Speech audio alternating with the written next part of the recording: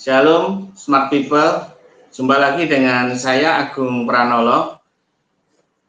Kita masih dengan tema besar kebahagiaan. Kita akan mencoba menelusuri jalan menuju kebahagiaan seperti apa dan warisan kebahagiaan yang ditawarkan kepada kita itu seperti apa. Sebelum kita masuk ke dalam pembahasan, mari kita berdoa agar Roh Kudus yang memimpin kita sepanjang pembahasan malam ini, agar Rohnya menerangi pikiran kita, hati kita, dan meluruskan apa yang tidak benar, dan juga memberikan pengertian-pengertian yang baik, apa yang berasal dari Tuhan, supaya kita menjadi terang bagi jalan kita. Karena kita sungguh berharap agar firman-Nya menerangi hati dan pikiran kita. Mari kita berdoa. Bapa, kami sungguh mengucap syukur malam ini kami menghadap hadirat-Mu untuk memohonkan kepadamu belas kasihan dan terang ilahi daripada-Mu, agar apa yang kami bicarakan saat ini adalah benar-benar berasal dari Engkau dan bisa menjadi pedoman hidup bagi kami di dalam menjalani kehidupan yang ada di dunia ini. Terima kasih Tuhan, kami sungguh mengucap syukur dalam nama Yesus kami berdoa. Amin. Sudah 4 sesi kita masuki, kita pelajari mengenai kebahagiaan, dan kita mau memperdalam lagi. Mungkin saya masukkan sedikit filsafat untuk bisa memperluas pengertian kita, pengertian dari orang-orang bijaksana pada masa lalu. Dalam bahasa Yunani, kata kebahagiaan berasal dari kata eudaimonia. Secara etimologi disusun dari dua kata, yaitu eu yang artinya baik atau sejahtera, dan daimonia yang artinya roh atau semangat. Maka makna harfiah eudaimonia adalah keadaan atau kondisi yang penuh dengan semangat atau spirit yang baik. Inilah yang akhirnya kita kenal sebagai kebahagiaan. Dalam KBBI, kebahagiaan berarti suatu keadaan pikiran atau perasaan senang, tentram, hidup secara lahir atau batin. Secara naluri, kita mengenal di keluarga itu sebuah tradisi yang diturun-temurun apa itu kebahagiaan. Keluarga akan bahagia jika orang tua memenuhi kebutuhan keluarganya. Ayah sebagai kepala keluarga bertanggung jawab mencari nafkah, ibu mengurus rumah tangga, dan anak-anak hidup dalam kepatuhan kepada nasihat dan bimbingan orang tua supaya belajar dan mau membantu kerabatan orang tua. Itu sangat mendasar dari zaman leluhur sampai sekarang, turun-temurun diturunkan seperti itu. Namun dalam perkembangannya beberapa penyesuaian sesuai zamannya dialami, di mana ibu zaman sekarang turut terlibat untuk mencari nafkah, memenuhi kebutuhan keluarga, karena tuntutan zaman sekarang kebutuhan makin meningkat. Seringkali seorang bapak tidak bisa memenuhi secara sepenuhnya, atau memang sudah kesepakatan antara suami istri untuk sama-sama bekerja, berbagi tugas, dan itu tidak lepas dari upaya seorang wanita untuk mereka bisa melawan atau mungkin bisa istilahnya ikut terlibat dalam mandat budaya. Bukan hanya lelaki yang melakukan mandat budaya, tetapi mereka secara setara memposisikan diri sama dengan pria dan mengambil tanggung jawab untuk menghasilkan karya yang baik bagi dunia ini dan juga bagi keluarga, selain di samping untuk memenuhi kebutuhan rumah tangganya. Kembali ke topik keluarga, sebagai orang tua menjadi kebahagiaan jika orang mementaskan anaknya jadi orang. Nah, jadi orang itu sangat sebuah istilah yang umum dari zaman dahulu. Tapi bukan diartikan secara harafiah kalau masih kecil belum jadi orang, namun sebuah istilah untuk menggambarkan kedewasaan seorang anak. Setiap orang tua mendambakan anaknya menjadi orang, artinya mengikuti siklus pendewasaan sebagai manusia berdasar tradisi turun-temurun. Dan ini menjadi normal. Pertama, anak mampu hidup mandiri dengan memenuhi kebutuhannya sendiri. Anak mulai bekerja, mencari nafkahnya sendiri dari sebelumnya usia sekolah menjadi usia kerja setelah lulus sekolah. Kedua, mereka berumah tangga dengan memilih jodoh sesuai dengan kriteria keluarga. Melalui pernikahan yang diharapkan orang tua bisa menimang cucu dan melanjutkan garis keturunan. Ya, itu memang terjadi seperti itu, dan itu sangat wajar dan sudah kodratnya manusia seperti itu.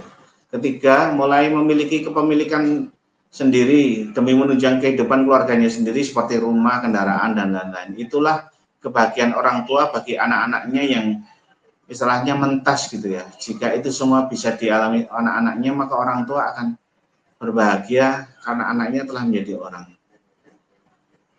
Oke, kita kembali ke makna bahagia itu sendiri. Apa yang dikatakan seorang filsuf Yunani berkata bernama Aristoteles dalam bukunya dalam Nicomachean Ethics mengatakan bahwa kebahagiaan adalah tujuan akhir dari kehidupan manusia. Kebahagiaan tercapai pada saat orang mengalami kondisi kehidupan yang terus-menerus dalam kesejahteraan dan pemenuhan diri.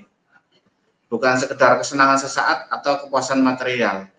Kesejahteraan sebagai jalan menuju kebahagiaan dicapai dengan kebajikan. Jadi tidak serampangan, tidak sembarangan, ada kebajikan. Orang biasanya hanya melihat dan menilai kualitas orang lain dari keadaan luarannya saja, terutama tampilan, materi, terus itu tadi kan, mulai mentas, punya rumah, punya kepemilikan. Biasanya yang gitu-gitu aja yang dinilai sebagai sukses. Apakah orang terlihat sukses berpenampilan baik? Yaitu tadi, dilihat dari segala kepemilikannya. Namun kualitas sesungguhnya dari diri seseorang adalah dinilai dari kebajikan yang dimilikinya. Ini penekanan yang diberikan oleh Aristoteles. Ada dua jenis kebajikan, yaitu kebajikan moral dan kebajikan intelektual. Yang pertama, kebajikan moral diperoleh dari kebiasaan dan latihan yang baik. Contohnya keberanian, keadilan, dan kesederhanaan. Jika dari kecil dibiasakan berani, dibiasakan adil, dibiasakan sederhana, itu maka besarnya akan seperti itu. Kebiasaan yang baik akan melatih orang memiliki kebajikan moral. Moral yang berani, moral yang adil, sederhana, itu kan kualitas pribadi seseorang, baik buruknya bisa dilihat dari kebiasaannya sehari-hari. Bagaimana dia menjalani kehidupan mulai dari bangun pagi, beraktivitas siang hari, malam, dan sampai kembali beristirahat. Perilaku yang baik yang berulang kali akan membentuk karakter yang baik. Sehingga untuk memperoleh kebajikan moral, seorang meski tekun berlatih. Makanya kalau di dunia pendidikan atau di dunia pelatihan pembentukan karakter ada pengulangan demi pengulangan. Orang tua kepada anak-anaknya juga untuk membangun moral yang baik, moral spiritual, dia berulang. Pengulangan itu sangat penting sekali. Akan lebih baik jika sebuah latihan kebijakan moral dimulai sejak dini, sejak sebelum usia menginjak dewasa, karena sudah dewasa mungkin bisa dibilang agak telat ya. Kebiasaan-kebiasaan dalam mengelola kehidupan pribadi dengan baik, kebiasaan-kebiasaan dalam menjalin hubungan dengan baik. Kalau dua hal ini dia bisa mengatur hidupnya dan juga punya hubungan yang baik, nah itu di usia dewasanya dia tidak akan mengalami masalah. Dan kebiasaan-kebiasaan dalam menjaga perilaku sesuai norma sosial kemasyarakatan serta nilai-nilai keimanan. Selain pribadi, masyarakat, dan juga iman. Jangan sampai orang hanya mengenal masyarakat tapi tidak mengenal Tuhannya. Itu perlu pembiasaan. Membutuhkan latihan secara intens dan terus-menerus, semuanya itu akan menunjang kualitas karakter seseorang dengan moral yang baik. Semakin tambah usia, semakin banyak hambatan. Karena sudah makin banyak pengaruh yang masuk ke dalam diri seseorang yang mempengaruhi kebiasaannya. Sedang yang kedua, tadi yang pertama kebajikan moral ya. Ini yang kedua, kebajikan intelektual. Diperoleh dari pengajaran yang baik dan contoh kebijaksanaan dan pemahaman. Pengajaran dan pendidikan yang dibutuhkan untuk menjadikan seseorang memiliki kebajikan intelektual, jadi pintar gitulah. Pengajaran di sini berbeda dengan pendidikan. Pengajaran lebih bersifat menambah pengetahuan dan doktrinal lainnya, sedang pendidikan mencakup lebih luas. Pengajaran termasuk dalam cakupan pendidikan, namun juga mengenai bimbingan kepada anak didik dalam pemahaman dan pengertian yang benar mengenai segala sesuatunya, serta dapat menelaah kebaikan di dalamnya menjadi sebuah kebajikan intelektual. Kebiasaan latihan serta pengajaran pendidikan yang baik itu dua rangkaian untuk mencapai kebajikan moral dan kebajikan intelektual ini akhirnya membuat orang memiliki kesadaran dan niat yang baik dalam kehidupannya. Segala yang dilakukannya menjadi memiliki makna, bukan sebagai kebiasaan otomatis atau paksaan eksternal. Kebajikan selalu bicara mengenai kebaikan yang melibatkan pengendalian diri. Dalam kehidupan seringkali diperhadapkan dua kondisi ekstrim.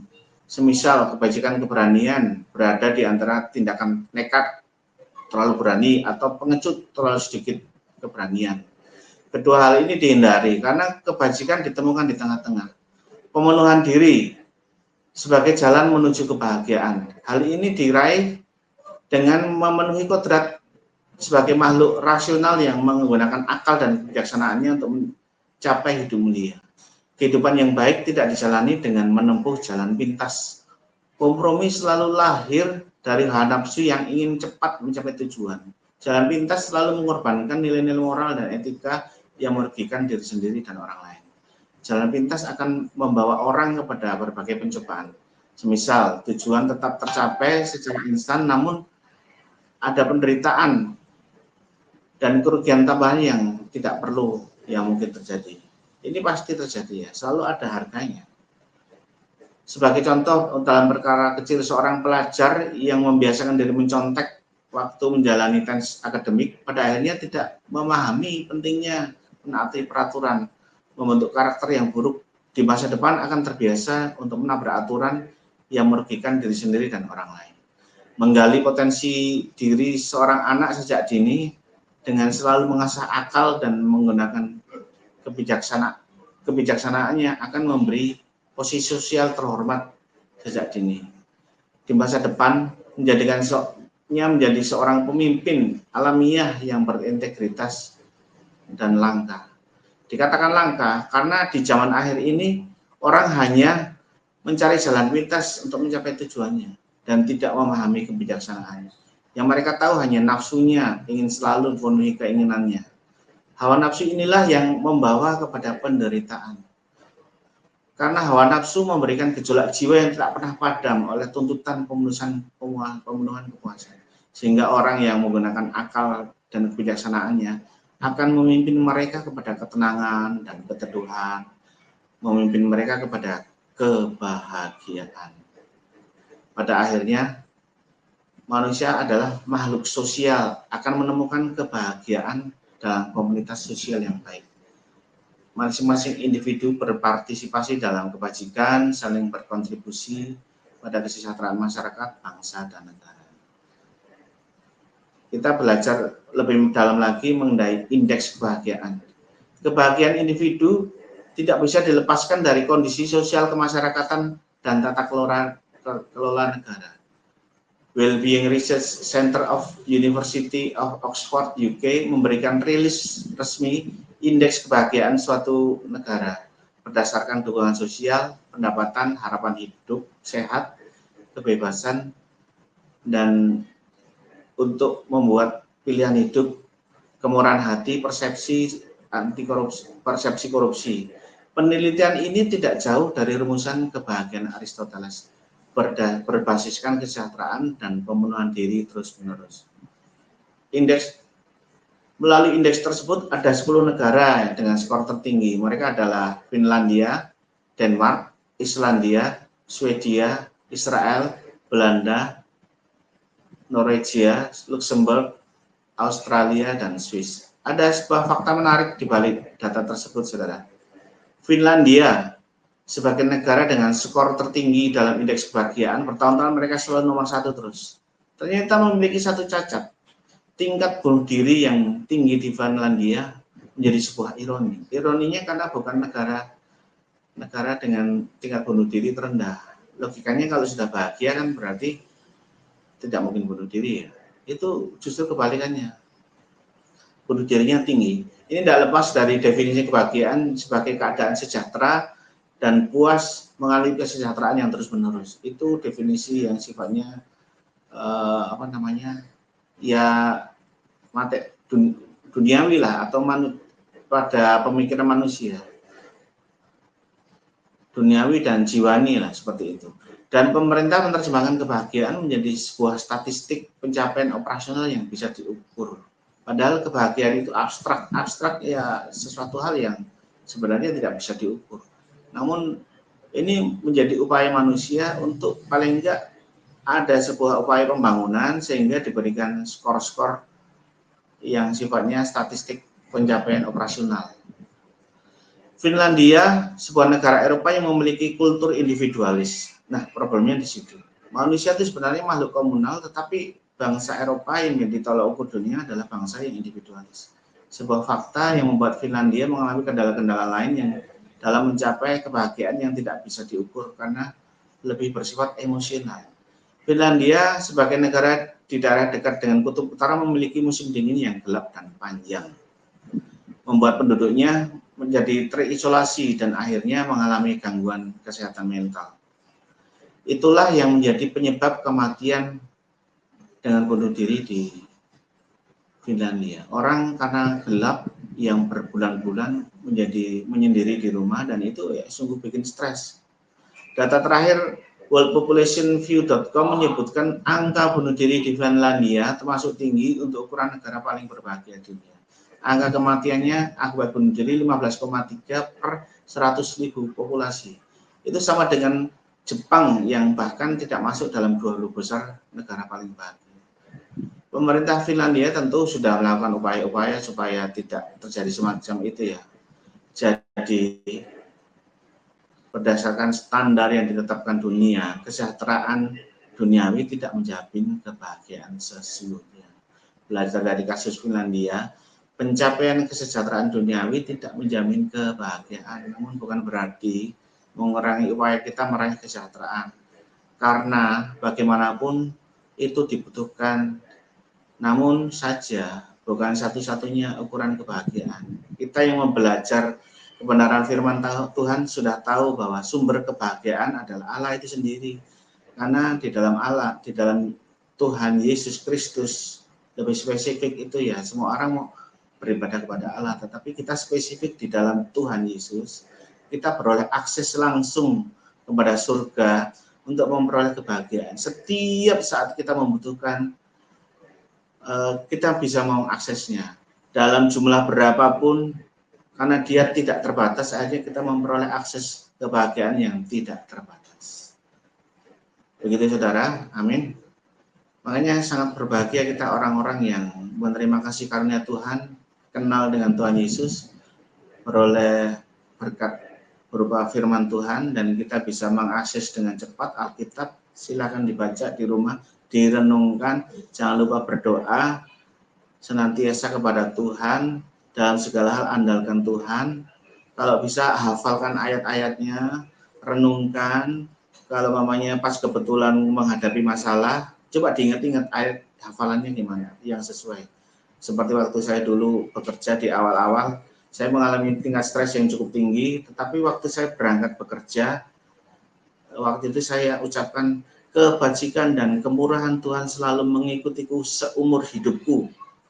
Sampai 3 kali saya ucapkan, kebajikan dan kemurahan Tuhan selalu mengikutiku seumur hidupku. Itu melawan stres saya dan memberikan di atas ekspektasi. Saya bukan bicara mengenai aliran kemakmuran, saya bicara mengenai Tuhan di pekerjaan kita. Tuhan mau itu dia terlibat di dalam pekerjaan kita. Sehingga fokusnya bukanlah kesuksesannya, fokusnya adalah pada saat kita menyelesaikan pekerjaan kita, kita tetap berdiri gagah di hadapan Tuhan. Bukan gagah-gagahan dalam arti setelah kita menyelesaikan pekerjaan kita dalam mencari nafkah, kita didapati tidak berbuat dosa. Makanya kita membutuhkan Tuhan. Seandainya kita berhasil, berarti kita berhasil di dalam jalannya Tuhan, tidak menyimpang ke kanan ke kiri. Seandainya kita masih belum berhasil, paling tidak hati kita tidak dicemari oleh dosa, hati kita tetap terjaga kekudusan di dalam Tuhan karena kita berada dalam lindungan Dia. Ya, kita kembali ke dalam Kejadian 3 Ada satu fase di mana sumber ketidakbahagiaan, sumber penderitaan manusia adalah waktu manusia keluar dari Allah. Bagaimana manusia keluar dari Allah? Waktu manusia melanggar perintah Allah. Perintah Allah jelas, jangan makan buah pengetahuan yang baik dan jahat. Itu perintah yang langsung diberikan. Ada tafsir mengatakan itu diberikan kepada Adam yang pertama kali mendengarkan perintah itu. Atas Adam, jadi dengan pelanggaran itu, Adam diberikan kutuk atas tanah. Makanan disamakan dengan binatang, dan atas Hawa ada hukuman atas perintah itu berupa penderitaan fisik dan emosional dan status hubungan suami istri yang tidak setara lagi. Namun ingat konsekuensi bukan hanya ini. Karena ini baru hukuman langsung atas pelanggaran manusia. Allah berfirman, pada saat kamu memakannya, yaitu buah terlarang itu, kamu mati. Kutukan itu bukanlah kematian itu sendiri. Masih mati yang dimaksud itu mati dari buah itu.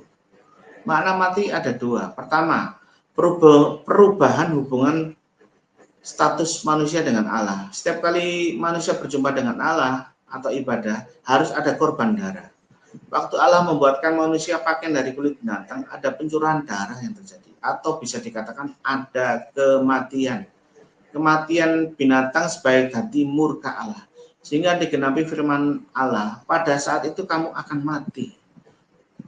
Sekaligus ini menjadi akhir dari relasi manusia dengan Allah yang sebelumnya dalam diri manusia ada nafas Allah, namun jadi terputus. Nafas Allah yang dihembuskan kepada Adam menjadikannya kodrat dalam keadaan abadi. Namun oleh dosa itu terputus, saudara-saudara. Yang sebelumnya manusia itu makhluk roh menjadi makhluk daging. Dari sebelumnya penopang kehidupannya adalah nafas Allah, berganti akibat dosa menjadi tubuhnya yang menjadi penopang kehidupannya. Tubuh daging, ya. Dalam daging inilah muncul berbagai keinginan yang menentang Allah. Karena daging itu fana, lama-lama rusak, lapuk dan mati. Daging ini membutuhkan makan, minum, bernafas. Nafasnya bukan lagi nafas Allah, nafasnya dari nafas udara ini. Namun bukan berarti waktu itu tidak bernafas ya. Namun nafas ilahi inilah yang mempertahankan manusia tetap hidup abadi di hadapan Allah. Tapi dengan kejatuhannya, hidupnya manusia ditopangnya itu hanya dari tubuh aja. Kita tahulah seberapa banyak kita makan, seberapa bergizi, lama-lama itu tetap lapuk, tetap luruh, dan akhirnya mati dan ditaburkan ke tanah, kembali ke tanah. Dan roh yang ada dalam diri manusia akan kembali ke Tuhan. Ingat, tradisi pengorbanan darah ini dipertahankan terus-menerus dalam generasi manusia selanjutnya. Tiap kali keturunan manusia menghadap Allah, ada pengorbanan darah. Hingga kita tahu bahwa Yesus mengorbankan dirinya dan darahnya sebagai penebus dosa umatnya. Kedua, yang pertama tadi, kenapa saya sebut kedua? Yang pertama adalah putusnya hubungan manusia dengan Allah. Yang kedua adalah buah pengetahuan baik dan jahat itu mengandung racun kematian. Racun ini masuk ke dalam daging atau tubuh fana manusia, menjadi memiliki kekuasaan atas hidup manusia. Racun itu adalah kodrat dosa yang membawa manusia dari perbuatan dosa yang satu kepada dosa yang lain. Agustinus mengatakan itu adalah dosa asal, memberikan kepada segala keinginan daging yang menyeret kepada jerat dosa. Yang tidak manusia sadari, waktu itu adalah sebenarnya mereka juga diberi pilihan pohon kehidupan. Jadi mereka diperhadapkan kepada kehidupan dan kematian, mana yang hendak mereka pilih. Dari bagian keduanya, itu sebelumnya dijelaskan manusia untuk memilih menaati ular. Dalam sesi yang kedua kemarin, ini sesi ketiga. Pada saat itulah terjadi bencana kemanusiaan. Manusia memutuskan atas dirinya sendiri untuk melawan Allah, menjadi seteru Allah. Manusia keluar dari zona kerajaan Allah, hidup terpisah dari perlindungan Allah. Karena itu manusia menjadi lemah, akhirnya masuk ke dalam perangkap kerajaan maut, menjadi budak kegelapan. Dari sebelumnya hidup dalam terang Allah, menjadi hidup dalam kegelapan, di mana ada iblis dan kerajaan maut yang dibiarkan oleh Allah untuk menguasai kegelapan. Apa sih sebenarnya buah pengetahuan baik yang jahat itu? Seperti kita tahu, hal yang baik dan jahat itu adalah moral. Orang zaman sekarang dituntut untuk mengetahui, bisa membedakan mana yang kebaikan, mana yang keburukan. Nah, itulah sebenarnya buah pengetahuan yang baik dan yang jahat itu adalah buah moral. Di dalam buah itu muncul pengetahuan di luar Allah, menjadi berbagai keinginan daging dan dorongan hawa nafsu yang membawa manusia kepada satu dosa kepada yang lain dan hidup semakin jauh kepada Allah. Roma 7 menjelaskan, sebab ayat 5, waktu kita masih hidup dalam daging, hawa nafsu dosa mendapat kesempatan ayat 8 untuk membangkitkan di dalam diriku rupa-rupa keinginan. Itu Paulus mengatakan seperti itu. Aku bersifat daging, ayat 14, terjual di bawah kuasa dosa. Ayat 15, sebab apa yang aku perbuat, aku tidak tahu. Karena apa yang aku kehendaki, yang aku perbuat, tetapi apa yang aku benci, itulah yang aku perbuat. Segala kecenderungan manusia adalah melawan Allah. Meskipun hukum akal budi kita menyatakan suatu hal itu salah dan berdosa kepada Allah, namun oleh dosa yang berkuasa dalam diri manusia, dalam tubuh daging manusia, akhirnya justru itu yang dilakukan, dosa demi dosa.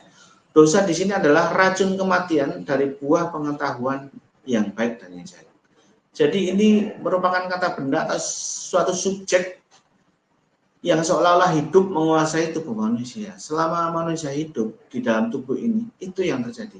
Sampai jiwa manusia meninggalkan tubuhnya alias mati. Selama masih hidup, itu terus menguasai. Bahkan orang-orang yang mengatakan mendeklarasikan dirinya orang beriman, dosa ini masih terus mengintai, mencari kesempatan untuk menguasai kembali manusia. Nah, inilah yang hendak diubahkan Allah.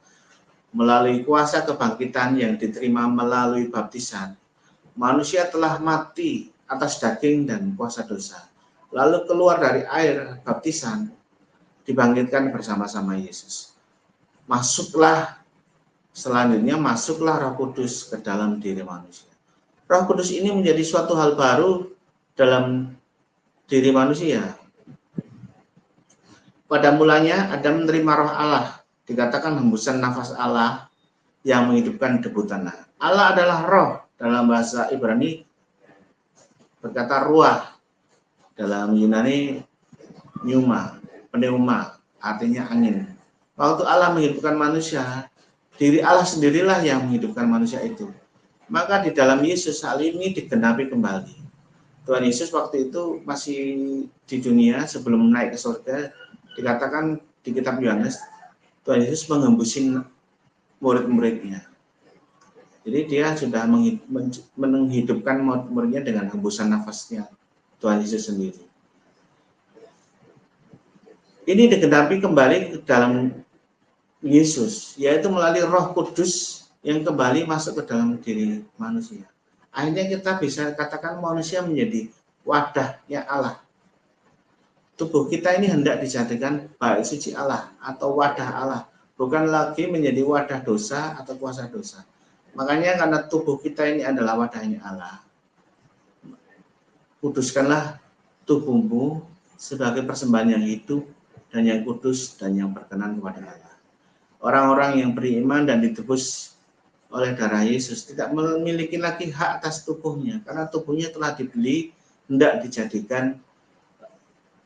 dijadikan bait sucinya Allah. Allah sendiri yang turun ke dunia dan tinggal di dalam diri kita untuk menyatakan kasih dan kuasanya dalam hidup kita.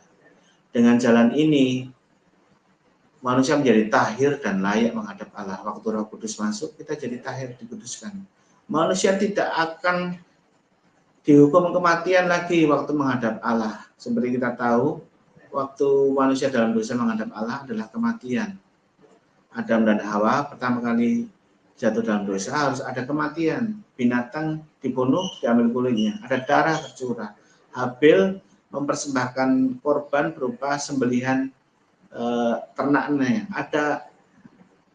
Ada pencurahan darah pada waktu Habil menghadap Tuhan. Dan itu terus menerus. Abram juga menggenapinya, Nuh juga, dan juga untuk Musa. Karena racun buah pengetahuan baik dan jahat ini telah diberi penawar dengan masuknya Roh Kudus, dengan penebusan oleh darah Yesus. Racun buah kematian itu sudah ditawar. Kematian telah digantikan kehidupan. Waktu kita menerima Roh Kudus, waktu kita menerima Yesus sebagai Tuhan dan Juru Selamat dan menerima Roh Kudus, itu adalah pilihan kehidupan. Waktu kita menolak tawaran untuk keselamatan, itu seperti kita memilih kematian. Dan selanjutnya, tugas orang beriman untuk hidup di dalam Roh Kudus yang memberi kehidupan ini, dengan terus-menerus menjaga persekutuan roh dengannya. Hidup menurut pimpinannya, bukan lagi menuruti hawa nafsu kedagingan yang membawa kematian. Kalau kita bisa gambarkan ya, diri jiwa kita manusia dalam sebuah diagram ya, jiwa kita manusia di dalam tubuh, di dalamnya jiwa manusia itu ada roh Allah, Roh Kudus. Dan di luar jiwa manusia ada tubuhnya sendiri, tubuh manusia. Dia mau mengikuti Allah yang ada di dalam dirinya atau mau mengikuti tubuh fananya itu. Kalau mengikuti tubuh fananya, mengikuti keinginan-keinginan yang menggerogoti, dia akan jatuh dalam dosa. Kalau dia mengikuti kata Roh Kudus, dia akan dipimpin kepada kehendak-kehendak Tuhan dan akhirnya menjadi pelaku-pelaku firman. Mari kita baca Roma 8. Kita pelajari Roma 8. Tidak ada penghukuman di dalam Yesus. Itu ayat 1. Hal itu terjadi karena ayat 2, roh yang memberi hidup telah memerdekakan kamu dalam Kristus dari hukum dosa dan hukum maut. Ayat ketiga, anak Allah telah diutus ke dalam daging melalui inkarnasi ke dalam rahim Maria, keturunan perempuan yang meremukkan kepala ular itu, untuk menjatuhkan hukuman atas dosa di dalam daging. Inilah pertama kalinya kuasa dosa tidak berkuasa atas anak manusia, digenapi dalam diri Yesus. Dosa sudah dihukum. Jadi waktu Yesus menjadi manusia, dia tidak mungkin berbuat dosa.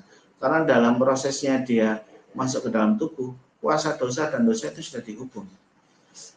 Ayat keempat menyatakan bahwa Yesus menjadi yang pertama, menjadi penurut hukum Taurat. Tidak hidup lagi menurut daging, tetapi menurut roh. Yesus sendirilah adalah manusia pertama yang hidup menurut pimpinan Roh Kudus. Menurut pimpinan Roh Kudus dia ke padang gurun. Menurut pimpinan Roh Kudus dia berpuasa. Itu sebelum memulai segala pekerjaannya. Menurut pimpinan Roh Kudus, dia bisa menjawab dengan benar godaan iblis yang 3 kali dan dia berkemenangan. Seperti itulah kita memperoleh teladan dari Tuhan Yesus. Waktu kita awal-awal dibaptis atau awal kita memulai sesuatu hal pertobatan, baiklah setiap orang itu berpuasa dan dia juga mengikuti petunjuk Roh Kudus mengenai hal apa yang harus dilakukan dalam keseharian. Amin. Kembali ke moral. Moral asal manusia adalah ketaatan atas segala perintah dan kehendak Tuhan. Kenapa saya berkali-kali bahas moral? Karena ternyata moral ini berkaitan erat dengan kebahagiaan. Kondisi manusia pertama waktu itu dalam keadaan suci, bersih, dan bisa dikatakan polos seperti kertas putih. Dan keadaan itu adalah keadaan membahagiakan. Keadaan mengenal diri Allah dan penciptanya dengan hati yang murni. Berbahagialah orang yang suci hatinya karena dia melihat Allah. Seperti seorang bayi yang baru lahir, yang dikenal adalah hanyalah ibunya yang beri ASI kehidupan dan ayahnya yang menjaga. Adam dan Hawa sebenarnya waktu itu adalah seperti seorang bayi yang putih polos, yang mengenal ayah ibunya yaitu Allah itu sendiri. Setelah buah pengetahuan yang baik dan jahat itu masuk ke dalam tubuh, mereka memiliki pertimbangan dan penilaian atau judging atas sesuatu hal, tetapi dalam keputusan sendiri. Namun hasil penilaiannya bukanlah kebenaran, karena kebenaran adalah milik Allah. Yesus adalah kebenaran, firman Tuhan adalah kebenaran. Sedang penilaian hal yang baik, sedangkan penilaian manusia adalah hal yang dikatakan baik menurut dirinya. Sedangkan kita tahu bahwa kebaikan itu relatif sekali. Siapa yang ngomong, siapa yang merasakan manfaatnya, tergantung subjek dan manfaat. Kita contoh, bubur baik untuk bayi dan balita, namun tidak baik untuk orang tua. Kalau kita lihat orang dewasa makan bubur, terus ya itu nggak baik atau istilahnya jahat lah. Jahat itu ketidakbaikan. Dalam budaya manusia juga terjadi relativitas. Mungkin saya tidak mengatakan suku karena supaya mencegah hal-hal yang prasangka yang kurang baik. Saya katakan sebagai suku A, suku B. Orang suku A kalau bicara pelan kepada orang tua itu baik dan sopan. Tapi waktu bicaranya teriak, itu akan dikatakan tidak baik. Berbeda dengan suku B. Kalau bicara dengan suara keras, dalam level orang suku A masih sudah dibilang teriak, tapi menurut suku B itu masih dianggap baik. Itu fakta kehidupan sehari-hari. Intonasi, nada, desibel kalau orang katakan kerasnya itu akan berbeda setiap suku. Ada yang cuma bergumam, ada yang kalau kita lihat luar negeri itu kan perbedaan suara antara orang Mandarin, orang Jepang, orang Thailand kan beda-beda. Orang Indonesia akan melihatnya sesuatu hal yang berbeda gitu. Ada tanggapannya yang kurang baik, negatif, ada yang fine-fine aja. Tetapi ya itu tadi, kebaikan di telinga itu akan relatif siapa yang dengerin. Bagi orang Thailand itu bicara seperti itu baik-baik aja. Bagi orang Indonesia seperti itu jadi aneh gitu. Tetapi ada yang mulai mempelajarinya, dan sekarang zaman globalisasi orang sudah mulai menempatkan diri dengan baik, saling mengerti posisi masing-masing bahwa itu bukan yang utama, dan mulai mengerti bagaimana kebaikan orang lain. Ada istilah kebajikan lokal lah,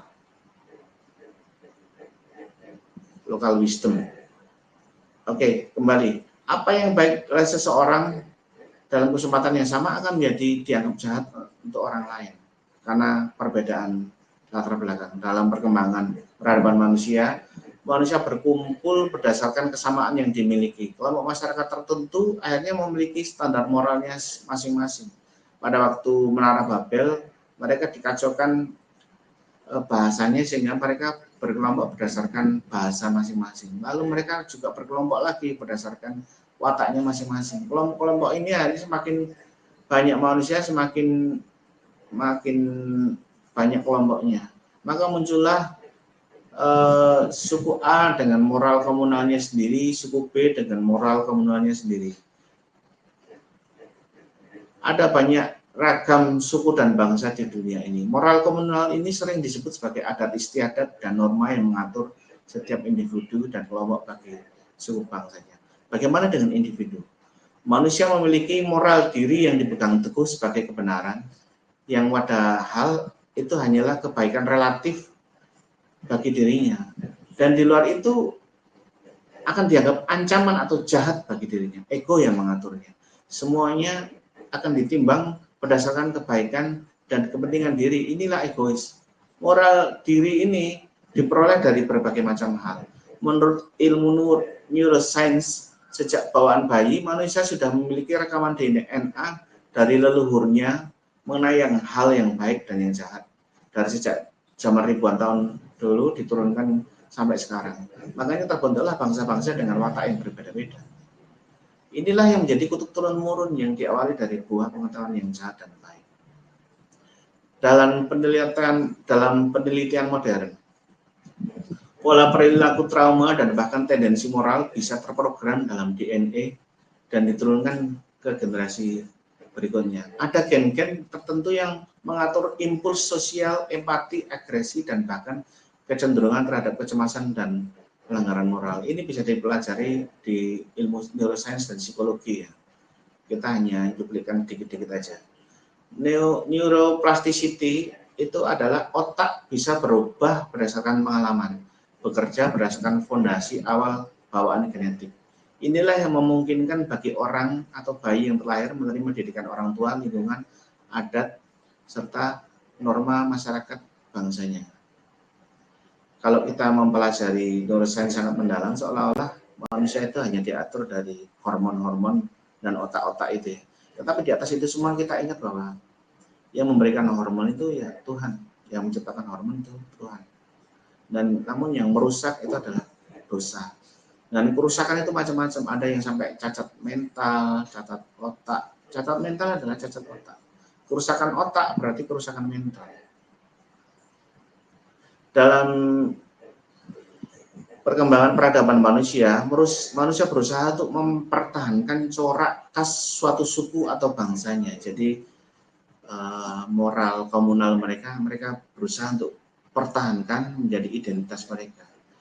Dalam perspektif Kristen itu adalah kutukan Taman Eden dari buah pengetahuan baik dan jahat, tetapi bagi dunia itu adalah corak bangsa, ciri khas bangsa, warisan leluhur yang mereka pertahankan. Dalam sejarah tercatat ada satu etnosida. Kalau kita mengenal genosida itu pembunuhan massal, tapi kalau etnosida adalah mencoba untuk menghapus etnis.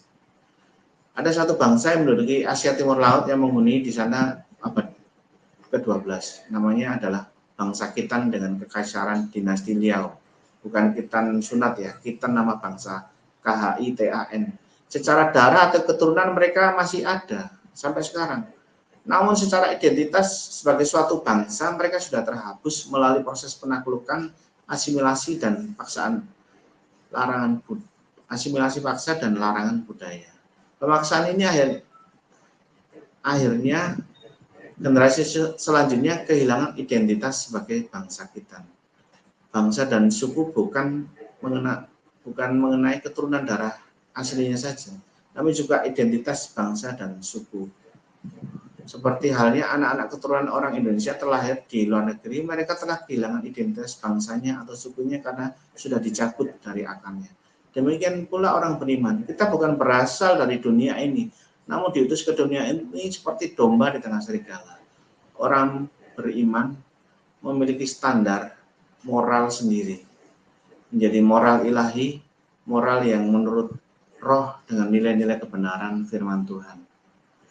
Ini menjadi identitas baru dalam kehidupan kita di dalam Yesus. Jadi saudara, yang saya mau katakan adalah moral adalah bagian terpenting orang untuk mencapai kebahagiaan. Moral itu sangat penting.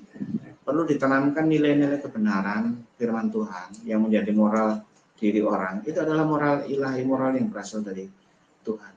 Kasihlah Tuhan Allahmu dengan segenap hati, dengan segenap jiwa, dengan segenap kekuatan, dengan segenap akal budimu. Itu artinya bahwa segala sesuatu yang ada di dalam diri kita, yang kita lakukan, yang kita pikirkan, itu untuk Tuhan. Selama orang beriman, fokusnya, pusatnya adalah Tuhan, maka benarlah hidupnya, maka bereslah hidupnya, maka bahagialah hidupnya. Dan yang kedua, tidak hanya ke atas, tapi juga ke samping. Kasihlah sesamamu manusia. Pada waktu bangsa Israel di tanah Kanaan waktu itu, mereka ada sebuah larangan untuk kawin campur dan akhirnya melahirkan kebencian dengan bangsa lain. Ini karena mereka tinggal di dalam daging, lahirlah semacam itu. Padahal Tuhan menghendaki mereka untuk mengasihi. Terutama itu pada waktu Tuhan Yesus datang ke dunia, itu ada terjadi perpecahan dua bangsa ini. Ada bangsa Israel Utara, Israel Selatan. Israel Selatan itu pusat dari Yerusalem, mereka yang memegang teguh hukum Taurat, dan satunya lagi bangsa Samaria, bangsa Israel Utara.